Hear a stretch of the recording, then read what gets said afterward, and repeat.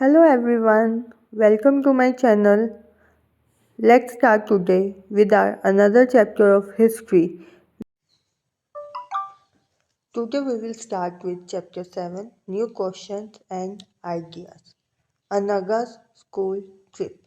This was the first time Anaga was going on a school trip. They boarded the train from Pune late at night to go all the way to Varanasi. ये पहली बार था कि अनगा अपने school trip पे जा रही थी। वो पुणे से बोर्ड करने वाले थे ट्रेन लेट नाइट वाराणसी जाने के लिए। Pune in Maharashtra and Varanasi in Uttar Pradesh. Her mother, who came to see her off at the station, told the teacher, "Do tell the children about the Buddha and take them to see Sarnath as well." अनगा की mother उसको छोड़ने सी of करने station पे आई थी, तो उन्होंने उसके टीचर से कहा कि बच्चों को आप बुद्धा के बारे में भी बताना एंड उनको सारनाथ भी लेके जाना। So now we will start our chapter with the story of the Buddha. Siddhartha, also known as Gautam, the founder of Buddhism, was born about 2500 years ago. Siddharth, जिनको गौतम भी कहा जाता है, एंड वो बुद्धिज्म के फाउंडर है, बुद्धिज्म रिलीजन के founder है, जिनका जन्म हुआ था लगभग 2500 years पहले। This was a time of rapid change in the lives of people. ये ऐसा टाइम था जब हर किसी की जिंदगी में बहुत जल्दी जल्दी चेंजेस आ रहे थे। Some kings in महाजनपद were growing more powerful. जैसा कि हमने पहले अपने लास्ट चैप्टर में भी देखा कि जो कुछ किंग्स थे महाजनपद में वो भी बहुत ज़्यादा पावरफुल हो रहे थे। New cities were developing and life was changing in the villages as well. नई नई सिटीज बन रही थी और लाइफ विलेजेस में भी बदल रही थी। Many thinkers were trying to understand these changes in society, and they also wanted to try and found out the true meaning of life. बहुत सारे विद्वान इन सब चेंजेस को समझने की कोशिश कर रहे थे कि ये सोसाइटी में क्यों हो रहा है, कैसे हो रहा है, एंड ये भी ट्राई कर रहे थे कि वो जिंदगी के सही मतलब का ज्ञान प्राप्त कर सके। The Buddha belonged to a small gun known as the Sakya gun and was a Kshatriya. Buddha एक स्मॉल गन से बिलोंग करते थे जिसको बोलते हैं Sakya gana. And gana is use for a group of people that has many members. गन किसे कहा जाता है? ऐसे ग्रुप को जिसके बहुत सारे मेंबर्स हैं। और बुद्धा उसी एक छोटे से गन का हिस्सा थे जिसका नाम था सक्या गन एंड वो द क्षत्रिय एंड क्षत्रिय वर्ण को बिलोंग करते थे। हमने अपने लास्ट चैप्टर में देखे 4 वर्ण्स ब्राह्मण, क्षत्रिय, वैश्य, शूद्र एंड बुद्धा बिलोंग करते थे क्षत्रिय गण, क्षत्रिय वर्ण। क्षत्रिय were the rulers. They expected to fight battle and protect people. When he was a young man, he left the comforts of his home in search of knowledge. Buddha जब छोटी सी उम्र में थे तभी उन्होंने अपना घर छोड़कर नॉलेज की तलाश में इधर उधर जाना शुरू कर दिया। He wandered for several years meeting and holding discussions with other thinkers. वो एक जगह से दूसरी जगह तक भटकते रहे कई सालों तक, अलग अलग विद्वानों से भी मिले एंड डिस्कस किया अलग अलग चीज़ों के बारे में। He finally decided to find his own path to realization and meditated for days on end under a peepal tree at Bodh Gaya in Bihar, where he attained enlightenment. आखिरकार उन्होंने आत्म ज्ञान के लिए, खुद के ज्ञान के लिए अपना रास्ता खोजने का फैसला किया और बिहार में बोध गया में एक पीपल के ट्री के नीचे कई दिनों तक ध्यान किया जहां उन्हें ज्ञान प्राप्त हुआ। Where he attained enlightenment at Bodh Gaya in Bihar. After that he was known as the Buddha or the Wise One. और इसके बाद उनको बुद्धा के नाम से जाना गया। He then went to Sarnath near Varanasi, where he taught for the first time. उसके बाद वो गए सारनाथ जो कि वाराणसी में। As we have seen here, a Naga mother told the teacher, "Do tell the children about the Buddha and take them to see Sarnath as well." तो सारनाथ वाराणसी के पास ही एक जगह है जहाँ पे बुद्धा ने पहली बार लोगों को ज्ञान दिया था। He spent the rest of his life traveling on foot, going from place to place, teaching people till he passed away at Kushinara. तो उन्होंने अपनी बाकी की जिंदगी एक जगह से दूसरी जगह जाके लोगों को सिखाने में, ज्ञान देने में ही बिताई, और वो हमेशा पैदल ही जाते थे। एंड कब तक? जब तक उनकी डेथ नहीं हुई। कहाँ पे? Kushinara. Till he pass away at Kushinara. The Buddha taught that life is full of suffering and unhappiness. Buddha ने लोगों को क्या सिखाया कि जो जिंदगी है वो कष्ट और दुख से भरी हुई है। This is cause because we have craving and desire. और ऐसा क्यों है? क्योंकि हमारी बहुत सारी इच्छाएं हैं, लालसाएं हैं। Sometimes even if we get what we want, we are not satisfied and want even more. कई बार ऐसा भी होता है कि जो हमको चाहिए हमको उससे सेटिस्फेक्शन नहीं मिलती। क्यों? क्योंकि हमको उससे भी अधिक लालसा हो जाती है। The Buddha described this as thirst or tanha. He thought that this constant craving could be removed by following moderation in everything. तो उन्होंने क्या सिखाया लोगों को कि ये जो लालसा है, ये जो इच्छाएं हैं, इनको भी खत्म किया जा सकता है संयम का पालन करके, by following moderation. He also taught people to be kind and to respect the lives of others, including animals. उन्होंने लोगों को ये भी सिखाया कि हमेशा काइंड रहो और दूसरों की जिंदगियों की भी रिस्पेक्ट करो, जिसमें एनिमल्स को भी इंक्लूड करो। He believed that the results of our actions, called karma, whether good or bad, affect us both in this life and the next. Buddha ने ये भी लोगों को समझाया कि जो हमारे एक्शन का रिजल्ट है, जो हमारे कर्मों का रिजल्ट है, चाहे वो हमारे अच्छे कर्म है चाहे वो बुरे कर्म है, उनका हमारी इस जिंदगी में भी प्रभाव है और अगली जिंदगी में भी प्रभाव है। The Buddha taught in the language of the ordinary people, Prakrit, so that everybody could understand his message. और बुद्धा ने ये सब लोगों को उनकी ही खुद की आम भाषा में ही समझाया ताकि लोग अच्छे से उनकी जो थिंकिंग है उनको समझ सकें। He also encouraged people to think for themselves rather than to simply accept what he said. उन्होंने लोगों को encourage किया कि जो मैं बोल रहा हूँ सिर्फ उस पर बिलीव मत करो, पर आप खुद से भी इन चीज़ों को समझो तो ही बिलीव करो। And this is an image of stupa at Sarnath. This is stupa at Sarnath. This building known as a stupa was built to mark place where Buddha first taught his message. जहाँ पे बुद्धा ने अपने message को सबसे पहले सिखाया, ये वो प्लेस है सारनाथ जो कि वाराणसी के पास लोकेटेड है। नाउ उन्होंने इनकरेज किया लोगों को खुद से समझने का, उनकी थिंकिंग को। वो हम देखते हैं इस स्टोरी के थ्रू, द स्टोरी ऑफ किसा Gotami. Here is a famous story about the Buddha. Once there was a woman named Kisa Gotami whose son had died. She was so sad that she roamed through the streets of the city carrying the child with her, asking for help to bring him back to life. A kind man took her to the Buddha. एक बार एक औरत थी जिसका नाम था किसा गोतामी, जिसका बेटा मर गया था। वो इतनी उदास थी कि वो अपने बेटे को लेकर शहर की गलियों में घूमती और सबसे एक ही हेल्प मांगती कि उसके बेटे को जिंदगी लौटा दो। फिर एक भला आदमी उनको, काइंड मैन उनको बुद्धा के पास लेके गया। The Buddha said, bring me a handful of mustard seeds and I will bring your child back to life. तो बुद्धा ने उस औरत किसा गोतामी को कहा कि आप मेरे को मुट्ठी भर राई ला के दीजिए और मैं आपके बच्चे को जिंदगी दे दूंगा, लाइफ दे दूंगा।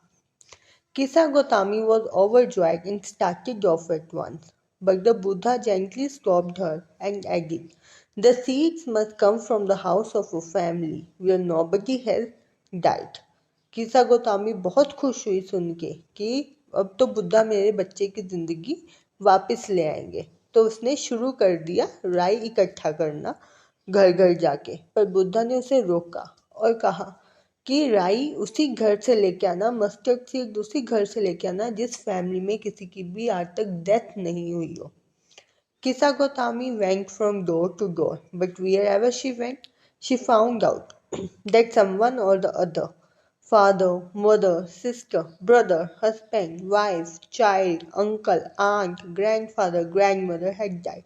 किसागोतामी एक घर से दूसरे घर गई, एक जगह से दूसरी जगह गई, तो उसने क्या पाया हर जगह कि हर घर में किसी न किसी की डेथ हुई है, चाहे वो फादर हो, मदर हो, sister, brother, husband, wife, child, uncle, aunt, grandfather या फिर ग्रैंडमदर।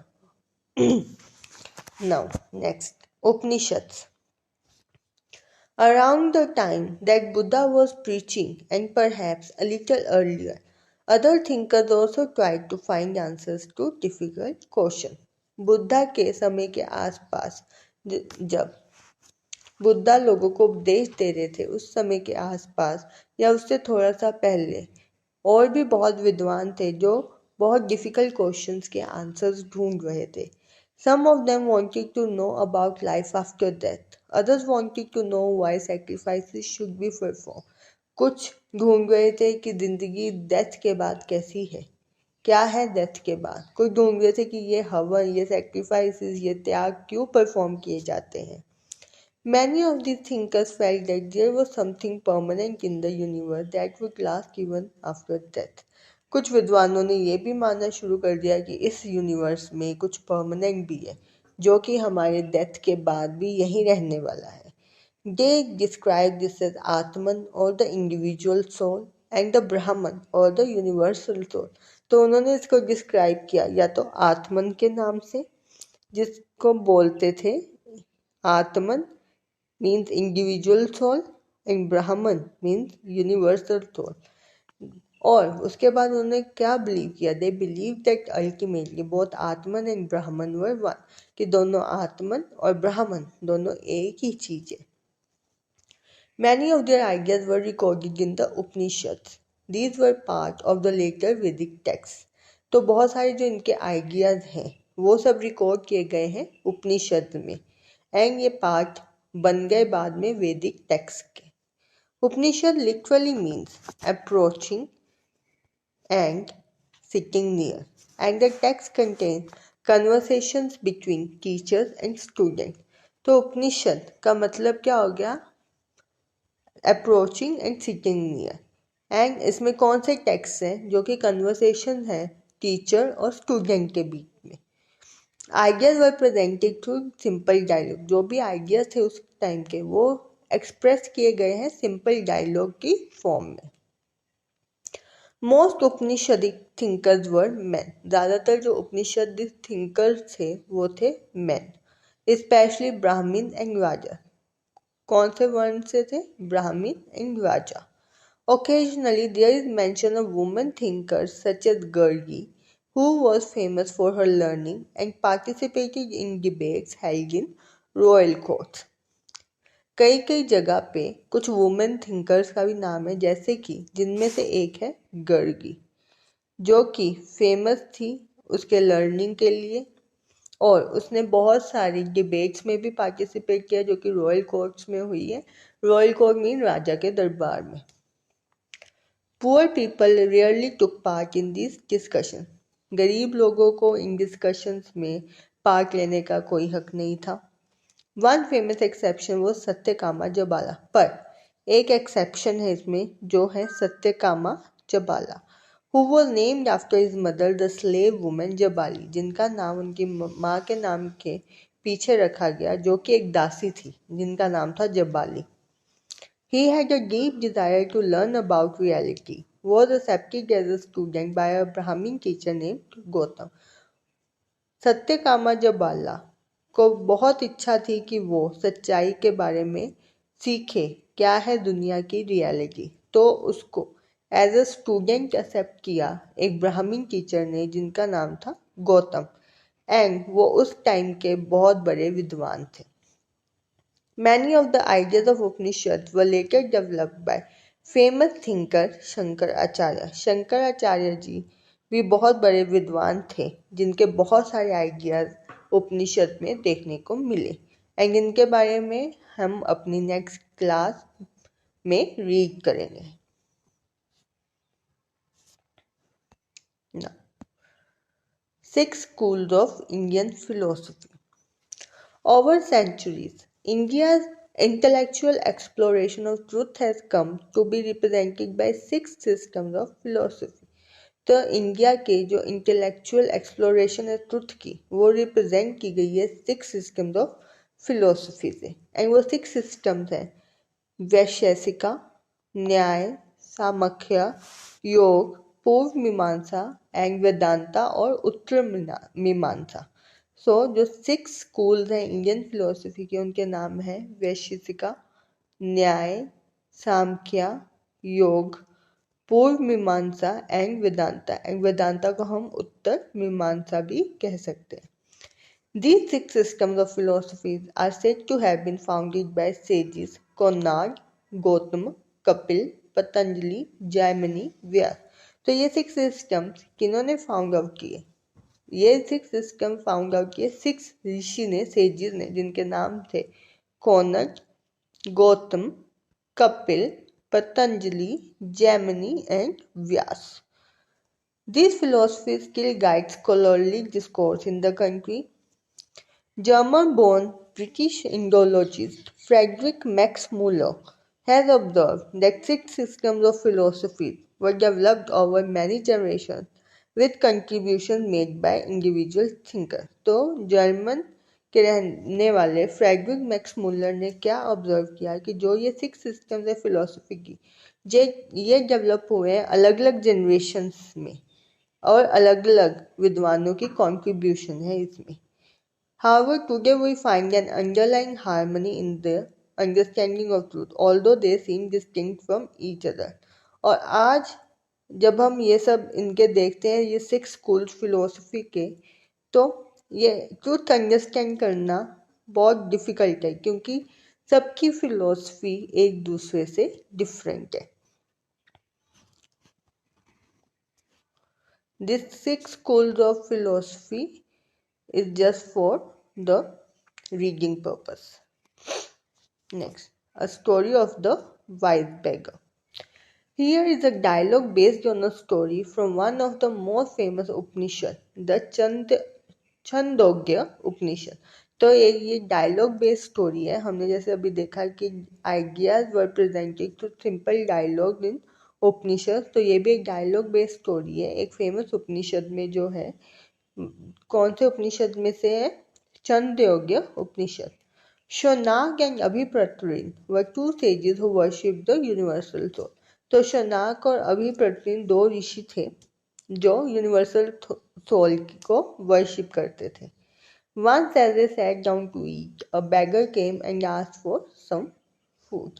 तो ऐसे ही एक बार वो खाना खाने के लिए जैसे ही बैठे तो एक भिखारी आया और उसने कुछ खाने के लिए मांगा। We cannot spare anything for you, Shaunak said। Shaunak ऋषि ने कहा कि हम आपको कुछ भी नहीं दे सकते, कुछ भी आपके लिए नहीं छोड़ सकते। Learned sirs, whom do you worship? The beggar asked। विद्वान महोदय, आप किसकी पूजा करते हो? ऐसा भिखारी ने पूछा। The universal soul, अभिप्रातृन replied। अभिप्रातृन ऋषि ने कहा यूनिवर्सल सोल की हम पूजा करते हैं। It means that you know that universal soul fills the entire world। तो फिर भिखारी बोला कि तो आपको पता है कि यूनिवर्सल सोल ने इस पूरे ब्रह्मांड, ये पूरा ब्रह्मांड यूनिवर्सल सोल से ही भरा हुआ है। Yes we know that, the sages know it. तो जो सेजेस थे, ऋषि थे, उन्होंने बोला हाँ हमको पता है। If the universal soul fills the whole world, it fills too. Who am I but a part of the world? The beggar। तो भिखारी बोला कि अगर ये यूनिवर्सल सोल पूरे ब्रह्मांड को, पूरे वर्ल्ड को भरता है तो ये मेरे को भी भरता है। It fills me too. तो मैं कौन हूँ? मैं भी इस वर्ल्ड का ही पार्ट हूँ, भिखारी बोलता है। You speak the truth, O young Brahmin.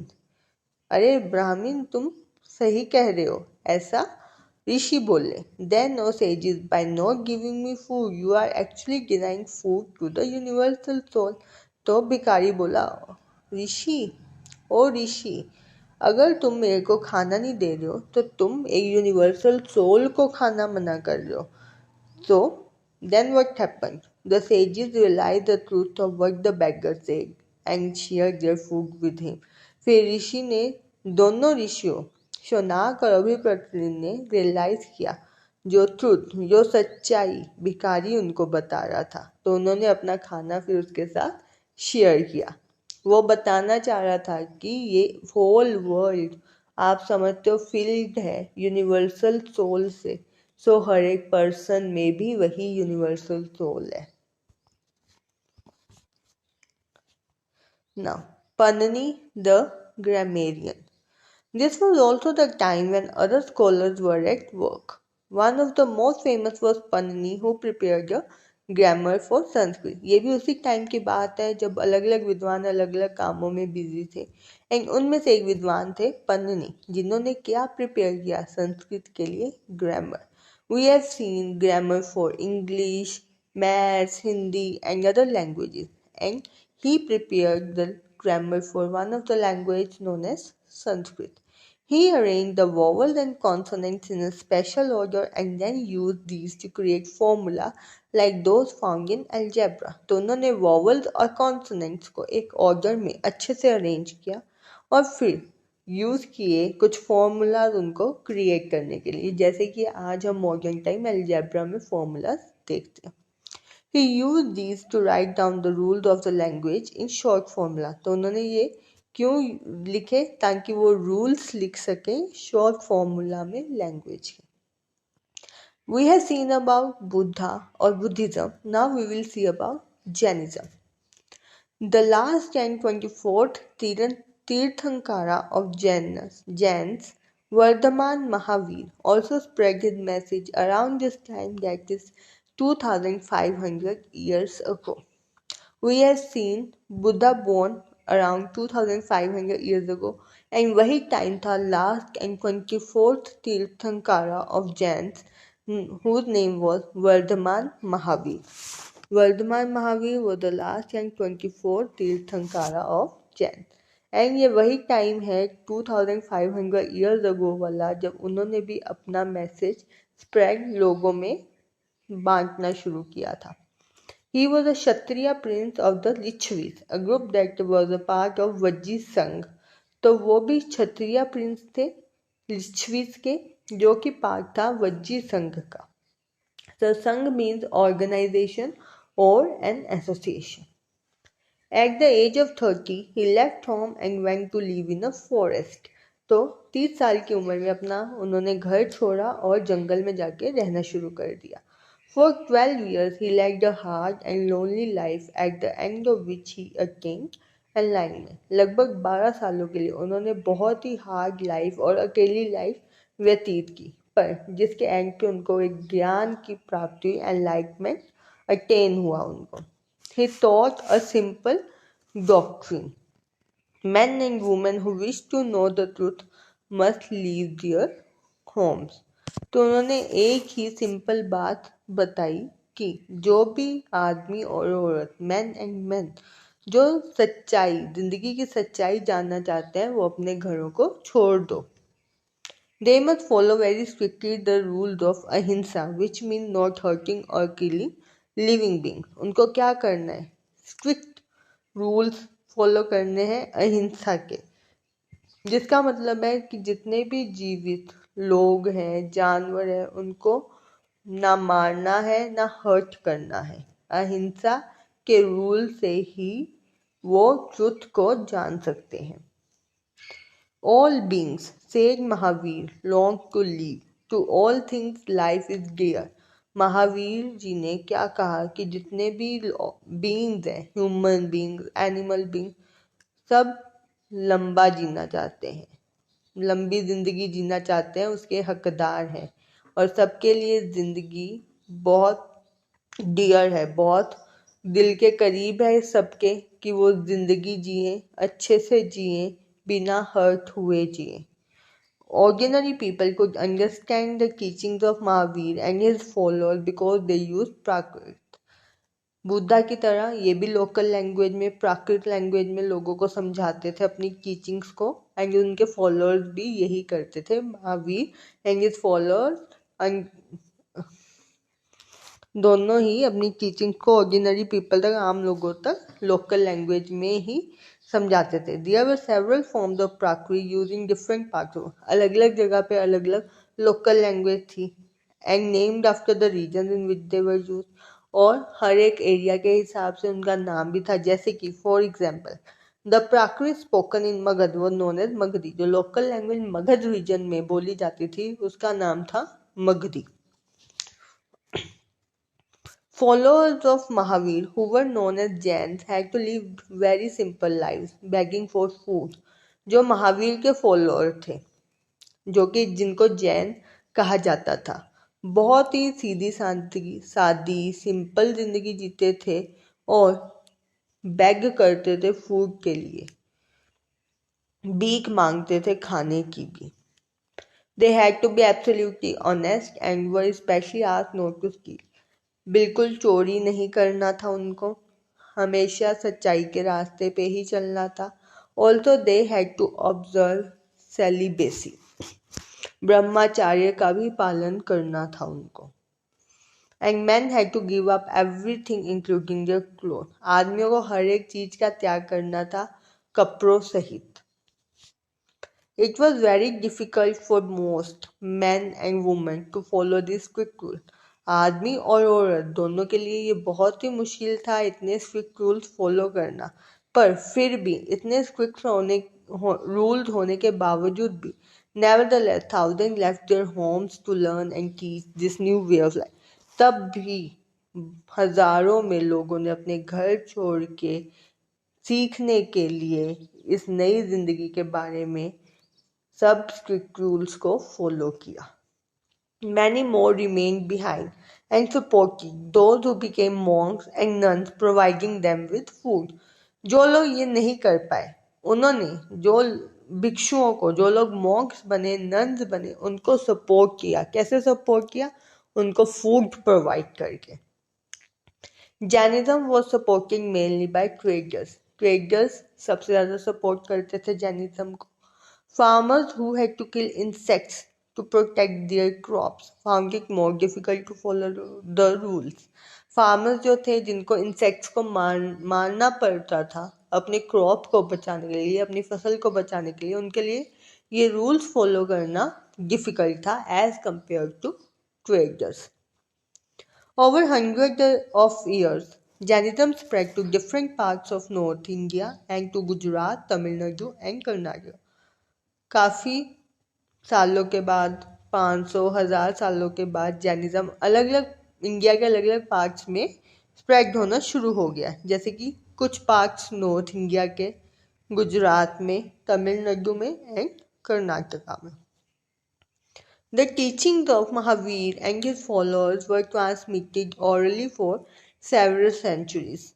They were written down in the form in which they are presently available at a place called Vallabhi in Gujarat about 1500 years ago.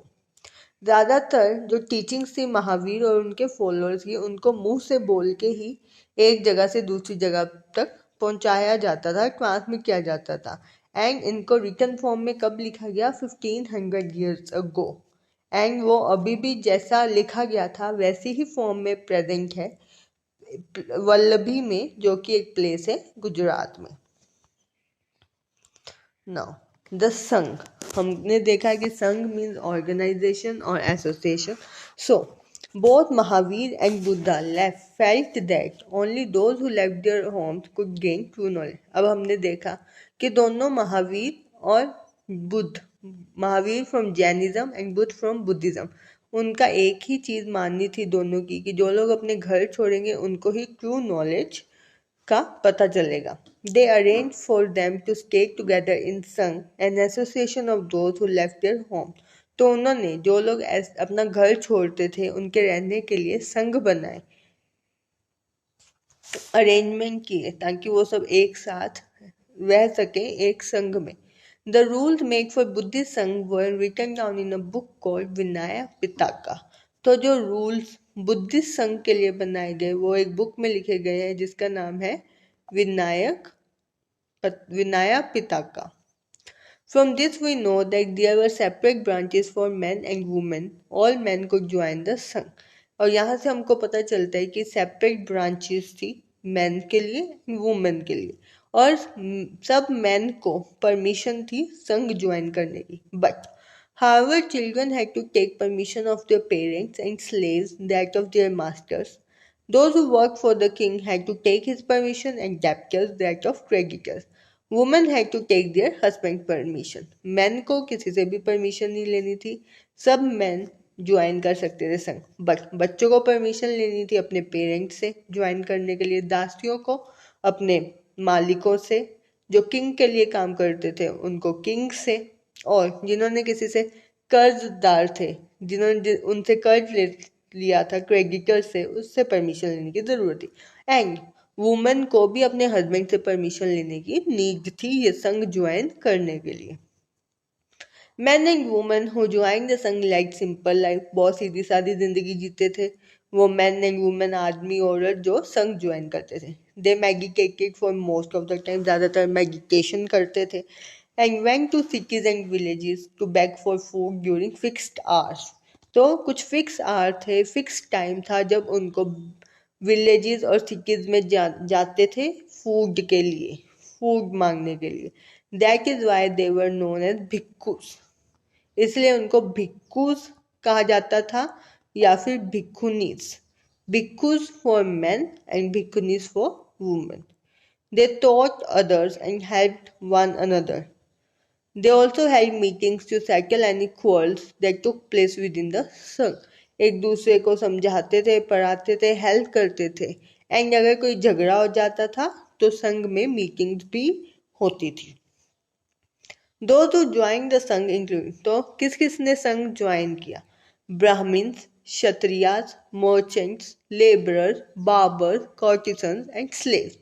Many of them wrote down the teachings of Buddha.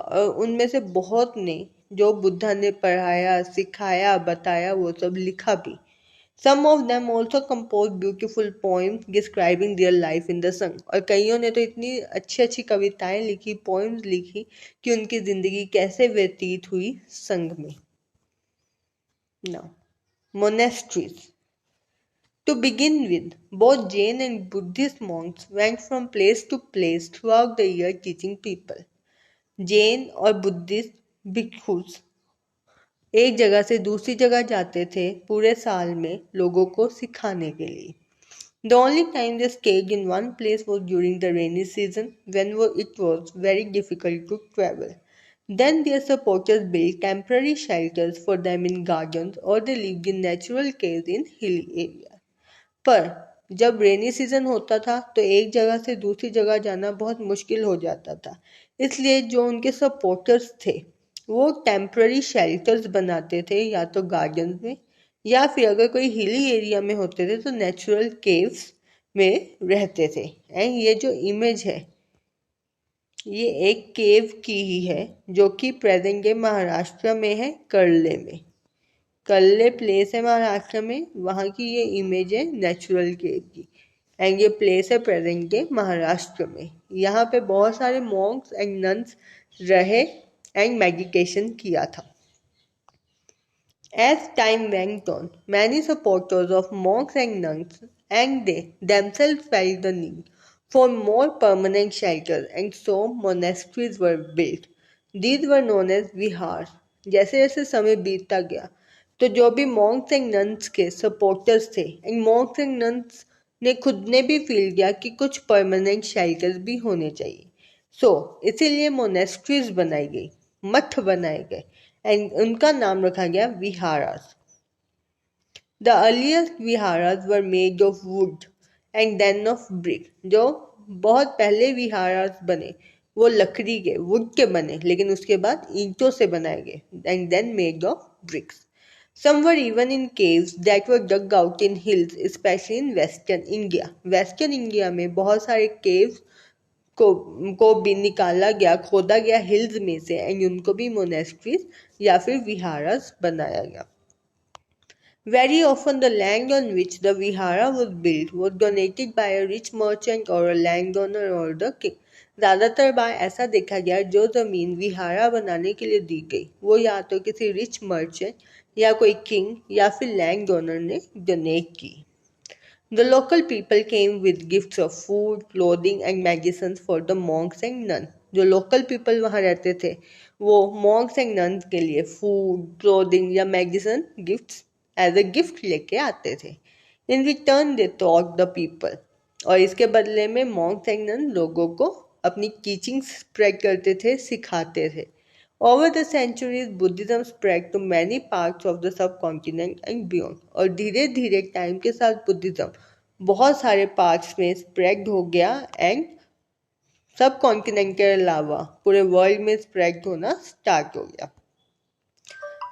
A Buddhist text tells us, just as the waters of rivers lose their names and separateness when they flow into the mighty ocean, so are Varn and ranks and family forgotten when the followers of Buddha join the order of monks.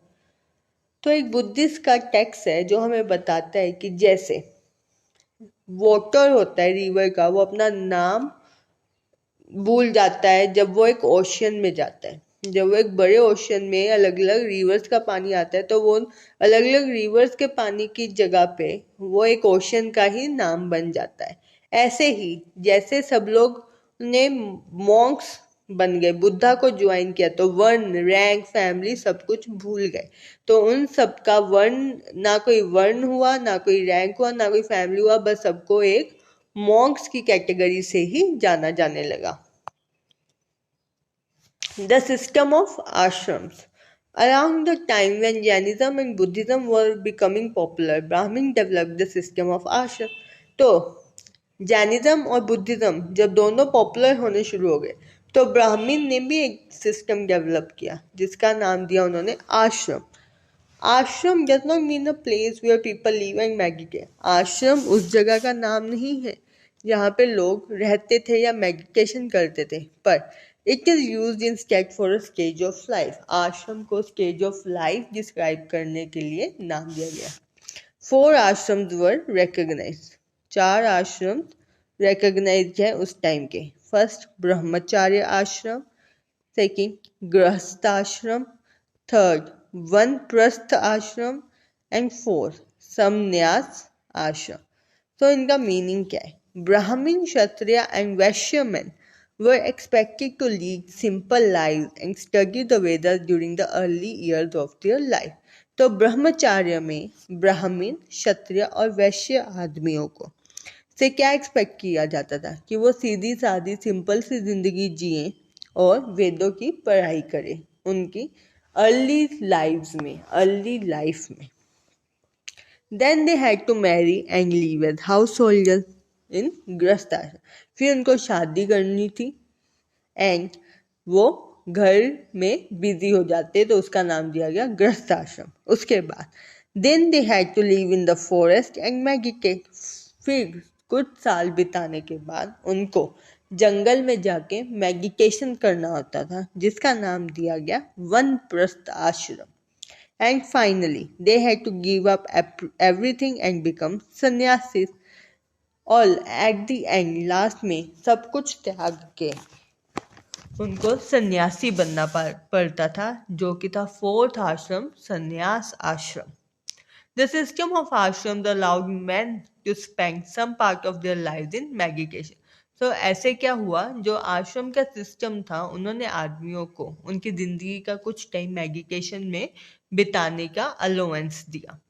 Generally, women were not allowed to study the Veds and they had to follow the ashrams chosen by their husband. Woman को वेद पढ़ने की इजाज़त नहीं थी and वो वही आश्रम follow कर सकती थी जो उनके हस्बैंड उनके लिए चूज करते थे ना. एल्सवियर. अब ये तो हमने देखा कि सब कॉन्टिनेंट इंडिया में क्या हो रहा था, but elsewhere in the world क्या चल रहा था उस टाइम पे? Let us see. Zoroaster was an Iranian prophet. Zoroaster एक ईरानियन प्रॉफिट थे, ईरान में रहने वाले थे, जो कि भगवान के बारे में बातें करते थे. His teachings are contained in a book called Avesta. उनकी जो भी टीचिंग्स है वो एक बुक में है जिसका नाम है Avesta. The language of Avesta and the practices described in it are very similar to those of Vedas. जो वेदास में देखा गया वैसी ही प्रैक्टिसेस अवेस्ता में भी देखी गई, जो कि बहुत सिमिलर थी वेदास से. The basic teachings of Zoroaster are contained in the maxim good thoughts, good words and good deeds. So जो भी teachings है Zoroaster की वो देखने को मिल जाती है good thoughts, good words and good deeds में. Here is a verse from the Zen Avesta. Lord, grant strength and the rule of truth and good thinking, by means of which one shall create peace and tranquility.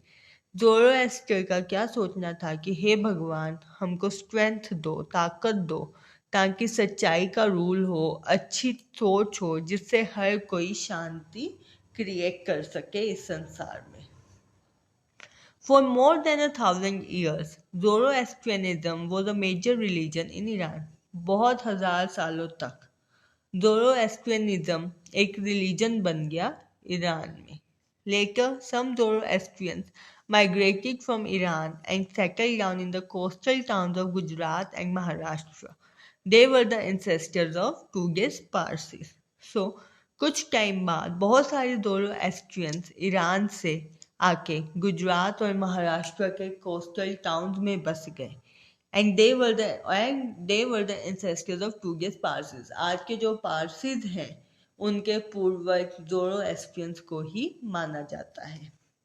So here we complete our chapter 7, New Questions and Ideas, in which we have seen about Buddha, Jainism, monasteries. I hope you understand everything. Still, if you have any doubts, you can ask me in the comment section. And here we complete our chapter 7 of History, class 6.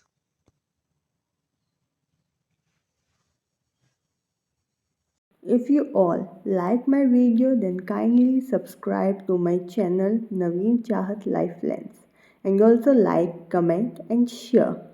Thank you for watching.